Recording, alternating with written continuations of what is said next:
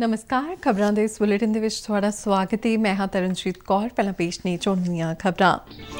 ਪ੍ਰਧਾਨ ਮੰਤਰੀ ਨਰਿੰਦਰ ਮੋਦੀ ਨੇ global partnership on artificial intelligence ਮਿਲਣ ਦਾ ਕੀਤਾ ਉਦਘਾਟਨ। ਕਿਹਾ ਭਾਰਤ ਕੋਲ ਸੂਚਨਾ ਤਕਨਾਲੋਜੀ ਦੇ ਖੇਤਰ ਵਿੱਚ ਕ੍ਰਾਂਤੀ ਲਿਆਉਣ ਦੀ ਸਮਰੱਥਾ ਹੈ।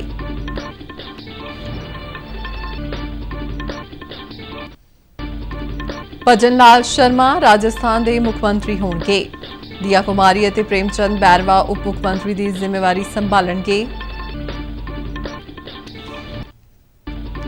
सूचना ते प्रसारण मंत्रालय के डायरैक्टर पंकज लोधिया ने पंजाब विच विकसित भारत संकल्प यात्रा की प्रगति का कीता निरीखण।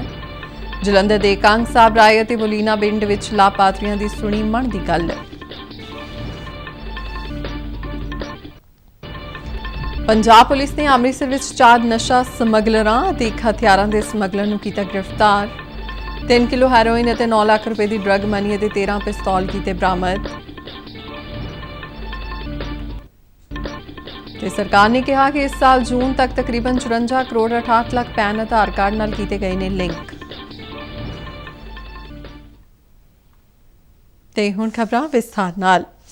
ਪ੍ਰਧਾਨ ਮੰਤਰੀ ਨਰਿੰਦਰ ਮੋਦੀ ਨੇ ਨਵੀਂ ਦਿੱਲੀ ਦੇ ਭਾਰਤ ਮੰਡਪਮ ਵਿੱਚ 3 ਦਿਨਾਂ global partnership on artificial intelligence ਮਿਲਣ ਦਾ ਉਦਘਾਟਨ ਕੀਤਾ। ਇਸ ਮੌਕੇ ਬੋਲਦਿਆਂ ਪ੍ਰਧਾਨ ਮੰਤਰੀ ਨੇ ਕਿਹਾ ਕਿ ਆਰਟੀਫੀਸ਼ੀਅਲ ਇੰਟੈਲੀਜੈਂਸ ਵਿੱਚ ਭਾਰਤ ਕੋਲ ਸੂਚਨਾ ਤਕਨਾਲੋਜੀ ਦੇ ਖੇਤਰ ਵਿੱਚ ਕ੍ਰਾਂਤੀ ਲਿਆਉਣ ਦੀ ਸਮਰੱਥਾ ਹੈ। ਉਹਨਾਂ ਆਰਟੀਫੀਸ਼ੀਅਲ ਇੰਟੈਲੀਜੈਂਸ ਨਾਲ ਜੁੜੇ ਖਤਰਿਆਂ ਤੋਂ ਵੀ ਸੁਚੇਤ ਰਹਿਣ ਅਤੇ ਉਹਨਾਂ ਦੇ ਢੁਕਵੇਂ ਪ੍ਰਬੰਧਨ ਬਾਰੇ ਵੀ ਢੰਗ ਤਰੀਕੇ ਲੱਭਣ ਦਾ ਸੱਦਾ ਦਿੱਤਾ। अब इसलिए मैं समझता हूं इस समिट से निकले विचार, इस समिट से निकले सुझाव पूरी मानवता की जो मूलभूत मूल्य है उसकी रक्षा और उसको दिशा देने का काम करेंगे। फ्रेंड्स, आज भारत एआई टैलेंट और एआई से जुड़े न्यू आइडियाज का सबसे प्रमुख प्लेयर है। भारत के युवा tech experts, researchers AI limits को एक्सप्लोर कर रहे हैं। इस मिलन का मंतव एआई खेतर नाल संबंधित तरजीहां ते अत आधुनिक खोज ते विहारक सरगर्मियां का समर्थन करके उसके सिद्धांत और अभ्यास विचकार दे पाड़े नूं दूर करना है। 2020 विच होंद विच IGPAI के संस्थापक मैंबरां विचों एक भारत 2024 तक इस संगठन की अगवाई कर रहा है। सम्मेलन विच देश भर के 50 तो वध GPAI माहिर और तकरीबन 150 बुलारे हिस्सा ले रहे हैं। राजस्थान के मुख्यमंत्री के अहुदे लई भजन लाल शर्मा के नां ते मोहर लग गई है। 3 दिसंबर को विधान सभा चोणां के नतीजे आने तो बाद कई नामां की चर्चा चल रही सी। भाजपा विधानकार दल की बैठक में भजन लाल शर्मा के नां ते सर्बसहमति नाल मोहर लगाई गई। इस तो पहला पार्टी ने रखिया मंत्री राजनाथ सिंह, सरोज पांडे और विनोद ताबड़े नूं मुख्यमंत्री के नां ते सहमति बनाउण लई जयपुर भेजिया सी। भजन लाल शर्मा सांगानेर सीट तो विधानकार ने। पत्रकारां नाल गलबात करदिआं रखिया मंत्री राजनाथ सिंह ने दस्सिया कि भजन लाल शर्मा नूं मुख्यमंत्री ऐलानिया गया है। उन्हां दे नाल दिया कुमारी और प्रेमचंद बैरवा उप मुख्यमंत्री की जिम्मेवारी संभालणगे। वासुदेव देवनानी नूं स्पीकर चुनिया गया है। राजस्थान प्रदेश की पूर्व मुख्यमंत्री, भारतीय जनता पार्टी के राष्ट्रीय उपाध्यक्ष श्रीमती वसुंधरा राजे के द्वारा श्री भजन लाल शर्मा का नाम प्रस्तावित किया गया और सर्वसम्मत से सभी ने इनका समर्थन किया है। और विशेष रूप से इनके नाम का समर्थन प्रारंभ में जिन लोगों ने किया, श्री किलोई लाल जी मीणा, श्री वासुदेव जी देवनानी, श्री मदन। साबका राष्ट्रपति प्रणब मुखर्जी बारे उन्हां दी धी शर्मश्रिष्ठा मुखर्जी वालों लिखी किताब Pranab my father a daughter remembers नवी दिल्ली विच जनतक की गई। इस विच प्रणब मुखर्जी के जीवन से लिखी इस किताब विच कई खुलासे किए गए ने। इस किताब विच दित्ती जानकारी ने एक बार फिर तो सियासी उलटफेर तेज कर दिता है। 1984 में इंदिरा गांधी जी के असैसिनेशन का बाद एक रूमर फैलाया गया था कि मेरा फादर प्रधानमंत्री बनना चाहते थे, लेकिन वो सरासर गलत है। मेरा फादर ने भी उसको खंडन किया है अपने किताब में, मैं भी उसमें विस्तारित रूप में मैं भी लिखी हूँ। और उस टाइम पे मेरा फादर का ओन एनालिसिस, उनका कुछ हैंड रिटन मुझे नोट्स मुझे मिला कि राजीव गांधी उनको 2 महीने के लिए तो अपने कैबिनेट में रखे, लेकिन सेकंड टाइम जो उन्होंने वो कैबिनेट से ड्रॉप कर दिया। तो क्यों कैबिनेट में ड्रॉप किया? तो उन्होंने, बाबा ने लिखा कि ये 2 महीने का काम करने का जो तजुर्बा रहा, राजीव गांधी ने शायद रियलाइज किया कि Pranab Mukherjee is a tough nut, इस शब्द को इस्तेमाल। ਪੰਜਾਬ ਵਿੱਚ ਵਿਕਸਿਤ ਭਾਰਤ ਸੰਕਲਪ ਯਾਤਰਾ ਦੀ ਪ੍ਰਗਤੀ ਦਾ ਨਿਰੀਖਣ ਕਰਨ ਲਈ ਸੂਚਨਾ ਅਤੇ ਪ੍ਰਸਾਰਣ ਮੰਤਰਾਲੇ ਦੇ ਡਾਇਰੈਕਟਰ ਪੰਕਜ ਸਲੋਦੀਆ ਨੂੰ ਨਿਯੁਕਤ ਕੀਤਾ ਗਿਆ ਹੈ। ਉਨ੍ਹਾਂ ਜਲੰਧਰ ਦੇ ਕੁਝ ਪਿੰਡਾਂ ਦਾ ਦੌਰਾ ਕੀਤਾ, ਜਿਨ੍ਹਾਂ ਵਿੱਚ ਨਕੋਦਰ ਬਲਾਕ ਦੇ ਕੰਗ ਸਾਹਿਬ ਰਾਏ ਅਤੇ ਜਲੰਧਰ ਪੂਰਬੀ ਦੇ ਪਿੰਡ ਬੁਲੀਨਾ ਸ਼ਾਮਲ ਨੇ। ਦੋਵਾਂ ਥਾਵਾਂ ਤੇ ਲੋਕਾਂ ਨੂੰ ਕੇਂਦਰ ਸਰਕਾਰ ਦੀਆਂ ਵੱਖ-ਵੱਖ ਲੋਕ ਭਲਾਈ ਸਕੀਮਾਂ ਬਾਰੇ ਜਾਣਕਾਰੀ ਦਿੱਤੀ ਗਈ ਅਤੇ ਉਨ੍ਹਾਂ ਨੂੰ ਜਾਗਰੂਕ ਕੀਤਾ ਗਿਆ ਕਿ ਉਹ ਕਿਸ ਤਰ੍ਹਾਂ ਇਨ੍ਹਾਂ ਜਨਹਿਤ ਸਕੀਮਾਂ ਦਾ ਲਾਹਾ ਲੈ ਸਕਦੇ ਨੇ। ਮੁਫਤ ਮੈਡੀਕਲ ਜਾਂਚ ਕੈਂਪਾਂ ਵਿੱਚ ਵੱਡੀ ਗਿਣਤੀ ਵਿੱਚ ਪਹੁੰਚੇ ਲੋਕਾਂ ਨੇ ਆਪਣੇ ਟੈਸਟ ਕਰਵਾਏ ਅਤੇ ਕੇਂਦਰ ਦੀਆਂ ਸਿਹਤ ਸੰਬੰਧੀ ਯੋਜਨਾਵਾਂ ਬਾਰੇ ਜਾਣਕਾਰੀ ਲਈ। ਆਯੁਸ਼ਮਾਨ ਭਾਰਤ ਕਾਰਡਾਂ ਨੂੰ ਮੌਕੇ ਤੇ ਅਪਡੇਟ ਕੀਤਾ ਗਿਆ। ਇਸ ਮੌਕੇ ਹਾਜ਼ਰ ਪਿੰਡ ਦੇ ਲੋਕਾਂ ਨੂੰ ਉਜਵਲਾ ਸਕੀਮ ਸਮੇਤ ਕਈ ਹੋਰਨਾਂ ਲੋਕ ਭਲਾਈ ਸਕੀਮਾਂ ਬਾਰੇ ਜਾਣਕਾਰੀ ਦਿੱਤੀ ਗਈ। ਪੰਕਜ ਸਲੋਦੀਆ ਨੇ ਵਿਕਸਿਤ ਭਾਰਤ ਸੰਕਲਪ ਯਾਤਰਾ ਬਾਰੇ ਹਾਜ਼ਰ ਲੋਕਾਂ ਨਾਲ ਗੱਲਬਾਤ ਕੀਤੀ ਅਤੇ ਉਹਨਾਂ ਦੇ ਵਿਚਾਰ ਸੁਣੇ। ਉਨ੍ਹਾਂ ਕਿਹਾ ਕਿ ਇਹ ਯਾਤਰਾ ਵੱਧ ਤੋਂ ਵੱਧ ਯੋਗ ਲਾਭਪਾਤਰੀਆਂ ਨੂੰ ਇਨ੍ਹਾਂ ਯੋਜਨਾਵਾਂ ਨਾਲ ਜੋੜਨ ਦੇ ਮੰਤਵ ਨਾਲ ਸ਼ੁਰੂ ਕੀਤੀ ਗਈ ਹੈ ਤਾਂ ਜੋ ਜਨਹਿਤ ਯੋਜਨਾਵਾਂ ਦਾ ਲਾਹਾ ਲੈ ਕੇ ਯੋਗ ਲਾਭਪਾਤਰੀ ਆਪਣੇ ਜੀਵਨ ਪੱਧਰ ਵਿੱਚ ਸੁਧਾਰ ਕਰ ਸਕਣ। ਉਨ੍ਹਾਂ ਕਿਹਾ ਕਿ ਅਜਿਹੀਆਂ ਕੌਮੀ ਮੁਹਿੰਮਾਂ ਵਿੱਚ ਲੋਕਾਂ ਦੀ ਸ਼ਮੂਲੀਅਤ ਜ਼ਰੂਰੀ ਹੈ ਕਿਉਂ ਜੋ ਸਰਕਾਰ ਵੱਲੋਂ ਦਿੱਤੀਆਂ ਜਾ ਰਹੀਆਂ ਸਹੂਲਤਾਂ ਦਾ ਲਾਹਾ ਲੈ ਕੇ ਹੀ ਅਜਿਹੇ ਉਪਰਾਲਿਆਂ ਨੂੰ ਸਫਲ ਬਣਾਇਆ ਜਾ ਸਕਦਾ ਹੈ। संकल्प भारत विकसित यात्रा का जो कार्यक्रम केंद्र सरकार ने किया है, उसके पीछे यही उद्देश्य है कि जो भारत अब तक जो विकासशील देश माना जाता रहा है, वो एक विकास के पथ पर अग्रसर हो और विकसित देशों में उससे गिनती आए। इसके लिए एक जो महत्वपूर्ण पैमाना है वो ये है कि जो नागरिक हैं देश के, उनका जीवन सुगम हो और उनके जीवन स्तर में सुधार भी हो। उसी के लिए केंद्र सरकार की जो विभिन्न योजना हैं, चाहे वो उज्ज्वला गैस कनेक्शन योजना हो, चाहे अन्य योजना हो, ये सभी योजनाओं का लाभ सभी नागरिकों को मिले। और ਕੈਂਪਾਂ ਦੌਰਾਨ NFL ਅਧਿਕਾਰੀਆਂ ਵੱਲੋਂ ਨੈਨੋ ਖਾਦ ਸਪਰੇਅ ਲਈ ਡਰੋਨ ਦੀ ਵਰਤੋਂ ਦਾ ਪ੍ਰਦਰਸ਼ਨ ਵੀ ਕੀਤਾ ਗਿਆ।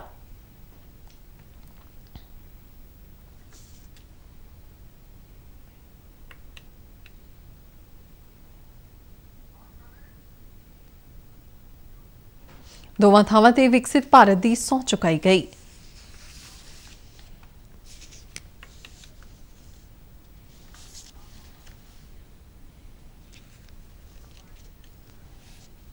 ਸਰਹੱਦ ਪਾਰ ਤਸਕਰੀ ਦੇ ਨੈਟਵਰਕ ਅਤੇ ਅੰਤਰਰਾਸ਼ਟਰੀ ਹਥਿਆਰਾਂ ਦੀ ਸਪਲਾਈ ਨੈਟਵਰਕ ਨੂੰ ਵੱਡਾ ਝਟਕਾ ਦਿੰਦਿਆਂ ਪੰਜਾਬ ਪੁਲਿਸ ਵੱਲੋਂ ਅੰਮ੍ਰਿਤਸਰ ਵਿੱਚ 2 ਵੱਖ-ਵੱਖ ਮਾਮਲਿਆਂ 'ਚ 4 ਨਸ਼ਾ ਸਮਗਲਰਾਂ ਅਤੇ 1 ਹਥਿਆਰਾਂ ਦੇ ਸਮਗਲਰ ਨੂੰ ਗ੍ਰਿਫਤਾਰ ਕਰਕੇ 3 ਕਿਲੋ ਹੈਰੋਇਨ ਅਤੇ 9 ਲੱਖ ਰੁਪਏ ਦੀ ਡਰੱਗ ਮਨੀ ਬਰਾਮਦ ਕੀਤੀ ਗਈ ਹੈ। ਇਸ ਦੌਰਾਨ ਮੱਧ ਪ੍ਰਦੇਸ਼ ਤੋਂ ਚੱਲ ਰਹੇ ਗੈਰ ਕਾਨੂੰਨੀ ਹਥਿਆਰਾਂ ਦੀ ਸਮਗਲਿੰਗ ਦੇ ਮਾਡਿਊਲ ਦਾ ਪਰਦਾਫਾਸ਼ ਕੀਤਾ ਗਿਆ ਹੈ ਅਤੇ 13 ਪਿਸਤੌਲ ਬਰਾਮਦ ਕੀਤੇ ਗਏ ਨੇ। ਪੁਲਿਸ ਕਮਿਸ਼ਨਰ ਗੁਰਪ੍ਰੀਤ ਸਿੰਘ ਭੁੱਲਰ ਨੇ ਦੱਸਿਆ ਕਿ ਭਰੋਸੇਯੋਗ ਸੂਚਨਾ ਦੇ ਆਧਾਰ ਤੇ ਡੀਸੀਪੀ ਇਨਵੈਸਟੀਗੇਸ਼ਨ ਹਰਪ੍ਰੀਤ ਸਿੰਘ ਮੰਡੇਰ ਦੀ ਅਗਵਾਈ ਹੇਠ ਵੱਖ-ਵੱਖ ਟੀਮਾਂ ਵੱਲੋਂ ਅੰਮ੍ਰਿਤਸਰ ਰੇਲਵੇ ਸਟੇਸ਼ਨ ਅਤੇ ਗੋਲਬਾਗ ਦੇ ਪਿਛਲੇ ਹਿੱਸੇ ਵਿੱਚ ਵਿਸ਼ੇਸ਼ ਪੁਲਿਸ ਚੈਕਿੰਗ ਕਰਕੇ ਆਰੋਪੀਆਂ ਨੂੰ ਗ੍ਰਿਫਤਾਰ ਕੀਤਾ ਗਿਆ। ਗ੍ਰਿਫਤਾਰ ਕੀਤੇ ਗਏ 4 ਮੁਲਜ਼ਮ ਆਪਣੀ ਇਨੋਵਾ ਕਾਰ ਵਿੱਚ ਹੈਰੋਇਨ ਦੀ ਖੇਪ ਪਹੁੰਚਾਉਣ ਜਾ ਰਹੇ ਸਨ। ਭੁੱਲਰ ਨੇ ਦੱਸਿਆ ਕਿ ਗ੍ਰਿਫਤਾਰ ਮੁਲਜ਼ਮ ਰਜਪਾਲ ਸਿੰਘ ਤੇ ਪਹਿਲਾਂ ਵੀ ਅੰਮ੍ਰਿਤਸਰ ਦਿਹਾਤੀ ਅਤੇ ਤਰਨਤਾਰਨ ਵਿਖੇ ਚੋਰੀ ਅਤੇ NDPS ਐਕਟ ਦੇ 2 ਮੁਕੱਦਮੇ ਦਰਜ ਨੇ।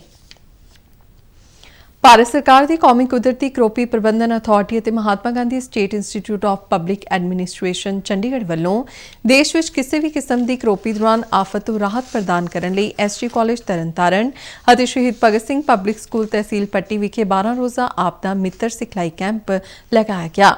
ਕੈਂਪ ਦੇ ਆਖਰੀ ਦਿਨ ਤਰਨਤਾਰਨ ਦੇ ਡਿਪਟੀ ਕਮਿਸ਼ਨਰ ਸੰਦੀਪ ਕੁਮਾਰ ਨੇ ਦੱਸਿਆ ਕਿ ਇਸ ਕੈਂਪ ਦੌਰਾਨ 300 ਵਲੰਟੀਅਰਾਂ ਨੂੰ ਭੂਚਾਲ, ਹੜ੍ਹ, ਅੱਗ, ਦੁਰਘਟਨਾ ਜਾਂ ਕਿਸੇ ਹੋਰ ਕਰੋਪੀ ਦੀ ਸਥਿਤੀ ਨਾਲ ਨਜਿੱਠਣ ਬਾਰੇ ਸਿਖਲਾਈ ਦਿੱਤੀ ਗਈ।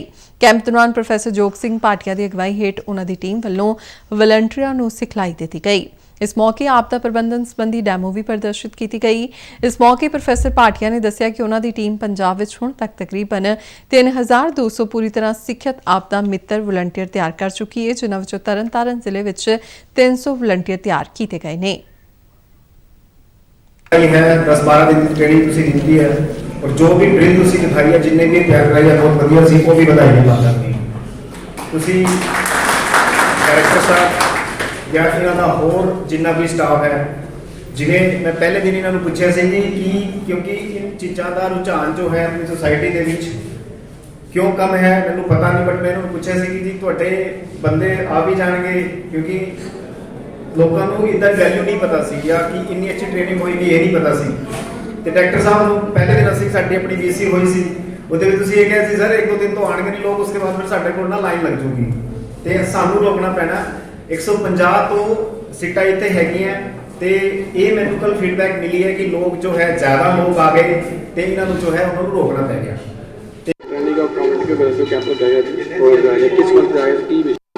मैं professor doctor JS Bhatia, course director and senior consultant Mahatma Gandhi state institute of public administration. तो असी 12 दिन का जोड़ा ट्रेनिंग प्रोग्राम तरन डिस्ट्रिक्ट में लगाया, जिसका कि मुख्य मकसद यह सीगा कि जे किसी प्रकार की कोई एमरजेंसी कंडीशन आ जाए, भावें वो कुदरती कॉज हो जिमें फ्लड आ गए, अर्थक्वेक आ गए, या फिर कोई मनुखी कॉज हो गए जिमें कि कोई एक्सीडेंट्स हो गए, ट्रेन एक्सीडेंट हो गया या फिर कोई रोड एक्सीडेंट्स हो गए, या फिर कोई टैररिस्ट अटैक हो गए, या कोई वारफेयर वाली कोई कंडीशन बन जाती है। उस तो अलावा होर किसी प्रकार की एमरजेंसी में बायोलॉजिकल वारफेयर हो गए जिमें कोविड फैल गया सीगा, या फिर कभी आने वाले समय के जो खतरे ने जिमें इंडस्ट्रीयल एक्सीडेंट्स हो गए या कैमिकल वारफेयर हो जाता है, या फिर कोई न्यूक्लीयर एमरजेंसी कोई आ जाती है। इस तरह के हर प्रकार का खतरा जोड़ा कि किसी डिस्ट्रिक्ट में हो सकता है आने वाले समय में भी, उस तो असीं किस तरीके नाल नजिठना है। तो इस तो पहला कि ਭਾਰਤੀ ਜਨਤਾ ਪਾਰਟੀ ਦੇ ਕੌਮੀ ਬੁਲਾਰੇ ਜੈਵੀਰ ਸ਼ੇਰਗਿੱਲ ਨੇ ਚੰਡੀਗੜ੍ਹ ਤੋਂ ਜਾਰੀ ਇੱਕ ਬਿਆਨ ਵਿੱਚ ਕਿਹਾ ਕਿ ਮੁੱਖ ਮੰਤਰੀ ਭਗਵੰਤ ਮਾਨ ਦੀ ਅਗਵਾਈ ਵਾਲੀ ਆਪ ਸਰਕਾਰ ਵੱਲੋਂ ਸੂਬੇ ਭਰ ਦੇ 664 ਆਮ ਆਦਮੀ ਕਲੀਨਿਕਾਂ ਤੋਂ ਹੁਣ ਤੱਕ 80 ਲੱਖ ਤੋਂ ਵੱਧ ਮਰੀਜ਼ਾਂ ਦੇ ਲਾਭ ਲੈਣ ਦਾ ਦਾਅਵਾ ਜ਼ਮੀਨੀ ਹਕੀਕਤ ਤੋਂ ਕੋਹਾਂ ਦੂਰ ਹੈ। ਉਨ੍ਹਾਂ ਕਿਹਾ ਕਿ ਮਾਨ ਸਰਕਾਰ ਆਪਣੇ ਫੇਲ ਹੋਏ ਆਮ ਆਦਮੀ ਕਲੀਨਿਕ ਮਾਡਲ ਨੂੰ ਜਾਇਜ਼ ਠਹਿਰਾਉਣ ਲਈ ਸਿਰਫ ਵਧਾ ਚੜਾ ਕੇ ਅੰਕੜੇ ਪੇਸ਼ ਕਰਕੇ ਪੰਜਾਬ ਦੇ ਲੋਕਾਂ ਨੂੰ ਗੁੰਮਰਾਹ ਕਰ ਰਹੇ ਨੇ। ਉਨ੍ਹਾਂ ਕਿਹਾ ਕਿ ਆਮ ਆਦਮੀ ਦੇ ਕਈ ਕਲੀਨਿਕਾਂ ਵਿੱਚ ਜਾਲੀ OPD ਰਜਿਸਟ੍ਰੇਸ਼ਨਾਂ ਕੀਤੀਆਂ ਜਾ ਰਹੀਆਂ ਨੇ, ਜਿਸ ਦਾ ਹਾਲ ਹੀ ਵਿੱਚ ਮੀਡੀਆ ਵੱਲੋਂ पर्दाफाश किया गया सी। इत्थों तक कि इस संबंधी पटियाला के डिप्टी कमिश्नर वालों जांच करवाई गई सी। उन्होंने कहा कि जांच के नतीजों विच पटियाला के 7 क्लीनिकां विच कई खामियां पाईयां गईयां ने, पर उन्होंने सिर्फ चेतावनी दे के छड़ दिता गया। शेरगिल ने यकीनी बनाने लई कहा है कि मरीजों की एंट्री सिर्फ ऑनलाइन होनी चाहिए तां जो सरकारी काम विच सही अर्थां विच पारदर्शिता यकीनी बनाई जा सके। प्रधानमंत्री नरेंद्र मोदी की देखरेख हेठ केंद्र सरकार वालों चलाए जा रहे वाइब्रेंट विलेज तहत फिरोजपुर के हुसैनीवाला और राजा मोहतम अमडोर सैक्टर में पैंदियां BSF ਦੀਆਂ ਚੌਕੀਆਂ ਨੂੰ सैर सपाटा ਤੇ ਸੈਲਾਨੀਆਂ ਦੀ ਦ੍ਰਿਸ਼ਟੀ ਨਾਲ ਵਿਕਸਿਤ ਕੀਤਾ ਜਾ ਰਿਹਾ ਹੈ। सीमा सुरक्षा बल पंजाब फ्रंटियर के इंस्पैक्टर जनरल डॉक्टर अतुल फुलजली ने दस्सिया कि हुसैनीवाला विखे पहलां तो शहीद आजम सरदार भगत सिंह, अमर शहीद राजगुरू, अमर शहीद सुखदेव ਅਤੇ ਹੋਰਨਾਂ ਸ਼ਹੀਦਾਂ ਦੀਆਂ ਯਾਦਗਾਰਾਂ ਨੇ। ਹੁਣ ਇੱਥੇ ਬਣਾਏ ਗਏ ਸੀਮਾ ਸੁਰੱਖਿਆ ਬਲ ਦੇ ਮਿਊਜ਼ੀਅਮ ਵਿੱਚ ਸ਼ਹੀਦ ਆਜ਼ਮ ਸਰਦਾਰ ਭਗਤ ਸਿੰਘ ਦੇ ਨਾਲ ਜੁੜੀਆਂ ਕਈ ਹੋਰਨਾਂ ਵਸਤੂਆਂ ਨੂੰ ਵੀ ਸ਼ਾਨਦਾਰ ਢੰਗ ਨਾਲ ਪ੍ਰਦਰਸ਼ਿਤ ਕੀਤਾ ਗਿਆ ਹੈ। ਉਨ੍ਹਾਂ ਦੱਸਿਆ ਕਿ ਰਾਜਾ ਮੋਹਤਮ ਚੌਕੀ ਵਿੱਚ 1971 ਦੀ ਭਾਰਤ-ਪਾਕਿਸਤਾਨ ਜੰਗ ਦੌਰਾਨ ਕੁਰਬਾਨੀ ਦੇਣ ਵਾਲੇ ਸ਼ਹੀਦਾਂ ਦੀ ਯਾਦ ਵਿੱਚ ਇੱਕ ਯਾਦਗਾਰ ਬਣੀ ਹੋਈ, ਜਿਸ ਦੀ ਰਾਖੀ ਸਰਹੱਦੀ ਸੁਰੱਖਿਆ ਬਲ ਦੀ ਟੁਕੜੀ कर रही है। 1971 की जो पाकिस्तान के साथ बैटल हुआ था, बैटल ऑफ राजा मोहतम, उसमें इंडियन आर्मी के साथ बॉर्डर सिक्योरिटी फोर्स ने कंधे से कंधा मिला के ये युद्ध में सहभागी हुए थे और हम पूरे हौसले से ये युद्ध लड़ा गया था। और इस BOP में जहाँ हम खड़े हैं, राजा मोहतम, ये BOP जो है ये पाकिस्तान ने कैप्चर कर ली थी। फिर 1971 बैटल ऑफ राजा मोहतम में यहाँ तब Shri RK Wadhwa assistant commandant यहाँ तैनात थे। वो अपने पूरे जवानों के साथ बहुत ही बेसिक वेपनरी के साथ ये भारी मात्रा में जो पाकिस्तान की फौज से उन्होंने लड़ाई शुरू की। और न्यू चंडीगढ़ तो नशियां खिलाफ राज सूचना कमिश्नर लेखक खुशवंत सिंह वालों चलाई जा रही जन यात्रा जिला शहीद भगत सिंह नगर के पिंड टौंसा विखे पहुंची। इत्थे पुजन ते डिप्टी कमिश्नर नवजोतपाल सिंह रंधावा ते होरनां ने इस जन यात्रा का स्वागत किया। लेखक खुशवंत सिंह वालों शुरू की गई जागरूकता पैदल यात्रा 15 दिसंबर को खटकड़ कला विच पहुंच के मुकम्मल होवेगी। उन्होंने दस्सिया कि नशियां खिलाफ इस जन यात्रा नूं उन्हां इकल्लियां शुरू कीता सी अते वख-वख जिलिਆਂ ਦੇ लोकां ते प्रशासन वालों बहुत सहयोग मिल रहा है। उन्होंने कहा कि यात्रा का मुख्य मकसद है कि मापे 13 ਤੋਂ 18 साल तक के बच्चों का खास ख्याल रखण ते जेकर ਉਹ ਕਿਸੇ ਮਾੜੀ संगत विच पैंदे ने तो उन्हां दा मार्गदर्शन किया जाए। ਡੇਅਰੀ ਵਿਕਾਸ ਵਿਭਾਗ ਪੰਜਾਬ ਦੇ ਡਾਇਰੈਕਟਰ ਕੁਲਦੀਪ ਸਿੰਘ ਜੱਸੋਵਾਲ ਦੀ ਅਗਵਾਈ ਹੇਠ ਡੇਅਰੀ ਵਿਕਾਸ ਵਿਭਾਗ ਅਤੇ ਪੰਜਾਬ ਡੇਅਰੀ ਵਿਕਾਸ ਬੋਰਡ ਵੱਲੋਂ 2 ਹਫ਼ਤਿਆਂ ਦੀ ਡੇਅਰੀ ਸਿਖਲਾਈ ਦਾ 13ਵਾਂ ਬੈਚ ਮੁਕਤਸਰ ਸਾਹਿਬ ਵਿਖੇ 18 ਦਸੰਬਰ ਤੋਂ ਚਲਾਇਆ ਜਾ ਰਿਹਾ ਹੈ। ਫਾਜ਼ਿਲਕਾ ਦੇ deputy director dairy Randeep Kumar Handa ਇਸ ਬਾਰੇ ਜਾਣਕਾਰੀ ਦਿੰਦਿਆਂ ਉਹਨਾਂ ਨੇ ਦੱਸਿਆ ਕਿ ਖੇਤੀ ਵਿੱਚ ਵਿਭਿੰਨਤਾ ਲਿਆਉਣ ਅਤੇ ਕਿਸਾਨਾਂ ਦੀ ਆਮਦਨ ਵਿੱਚ ਵਾਧਾ ਕਰਨ ਲਈ ਡੇਅਰੀ ਦੇ ਕਿੱਤੇ ਨੂੰ ਸਹਾਇਕ ਧੰਦੇ ਵਜੋਂ ਅਪਣਾਉਣ ਲਈ ਇਹ ਸਿਖਲਾਈ ਕੋਰਸ ਕਰਵਾਇਆ ਜਾ ਰਿਹਾ ਹੈ। ਇਸ ਸਿਖਲਾਈ ਕੋਰਸ ਵਿੱਚ ਜ਼ਿਲ੍ਹੇ ਨਾਲ ਸੰਬੰਧਿਤ ਘੱਟੋ-ਘੱਟ 5ਵੀਂ ਪਾਸ ਮੁੰਡੇ ਕੁੜੀਆਂ ਜਿਨ੍ਹਾਂ ਦੀ ਉਮਰ 18 ਤੋਂ 50 ਸਾਲ ਦੇ ਦਰਮਿਆਨ ਹੋਵੇ ਹਿੱਸਾ ਲੈ ਸਕਦੇ ਨੇ। ਵਧੇਰੇ ਜਾਣਕਾਰੀ ਲਈ ਜ਼ਿਲ੍ਹਾ ਡੇਅਰੀ ਦਫ਼ਤਰ ਨਾਲ ਸੰਪਰਕ ਕਰਨ ਦੀ ਹਦਾਇਤ ਦਿੱਤੀ ਗਈ ਹੈ। ਸਰਕਾਰ ਨੇ ਜੰਮੂ ਅਤੇ ਕਸ਼ਮੀਰ ਪੁਨਰ ਗਠਨ ਨਾਲ ਜੁੜਿਆ ਦੂਜਾ ਸੋਧ ਬਿੱਲ 2023 ਸੰਸਦ ਵਿੱਚ ਪੇਸ਼ ਕੀਤਾ। ਬਿੱਲ ਵਿੱਚ ਜੰਮੂ ਕਸ਼ਮੀਰ ਵਿਧਾਨ ਸਭਾ ਵਿੱਚ ਔਰਤਾਂ ਲਈ 33% ਸੀਟਾਂ ਰਾਖਵੀਆਂ ਰੱਖਣ ਦੀ ਵਿਵਸਥਾ ਹੈ। ਇਸ ਦਾ ਮੰਤਵ ਕੇਂਦਰ ਸ਼ਾਸਿਤ ਪ੍ਰਦੇਸ਼ ਵਿੱਚ ਕਾਨੂੰਨ ਬਣਾਉਣ ਦੀਆਂ ਪ੍ਰਕਿਰਿਆਵਾਂ ਵਿੱਚ ਜਨਤਕ ਨੁਮਾਇੰਦਿਆਂ ਦੇ ਤੌਰ ਤੇ ਔਰਤਾਂ ਦੀ ਵੱਧ ਤੋਂ ਵੱਧ ਪ੍ਰਤੀਨਿਧਤਾ ਅਤੇ ਭਾਗੀਦਾਰੀ ਨੂੰ ਯਕੀਨੀ ਬਣਾਉਣਾ ਹੈ। ਕੇਂਦਰ ਸ਼ਾਸਿਤ ਪ੍ਰਦੇਸ਼ ਸਰਕਾਰ ਸੋਧ ਬਿੱਲ 2023 ਵੀ ਲੋਕ ਸਭਾ ਵਿੱਚ ਪੇਸ਼ ਕੀਤਾ ਗਿਆ ਸੀ।